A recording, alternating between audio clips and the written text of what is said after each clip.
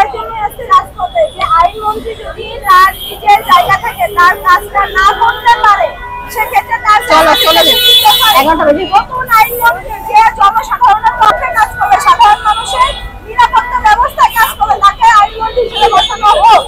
এবং এই যে এটা আমাকে আবার দিতে হবে ভাই, এটা নিয়ে আমার অনেকই আছে।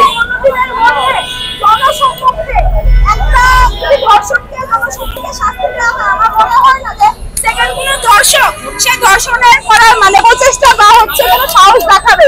আমরা দেখতে পারি বিদেশে বা বিভিন্ন বাইরের কান্ট্রিগুলোতে আপনার ধর্ষকদের জনসম্মুখে পাথর নিক্ষেপ করে আপনার হচ্ছে ধর্ষণের শাস্তি দেওয়া হয়, কিন্তু আমাদের বাংলাদেশে এরকম কোনো শাস্তি বা এরকম কোনো অপশন নাই। বাংলাদেশে এত মাত্রায় ধর্ষণ কেন হচ্ছে? আমার মা বোনরা ঘরে নিরাপদ না, ভার্সিটিতে যাবে, স্কুলে যাবে, কলেজ যাবে, নিরাপদ না। কেন নিরাপদ না? এই উত্তরগুলো কি আছে আমার আইনমন্ত্রীর কাছে? যদি না থাকে তাহলে সে যত দ্রুত সম্ভব আমাদের মেয়েদের নারীদের নিরাপত্তা ব্যবস্থায় যা যা পদক্ষেপ নেওয়া প্রয়োজন সে যত দ্রুত এই পদক্ষেপগুলো নেয়, অন্যথায় সে তার জায়গা ছেড়ে দিয়ে মানে যে যথাযথ যোগ্য একজনকে সেই জায়গায় বসানো হোক।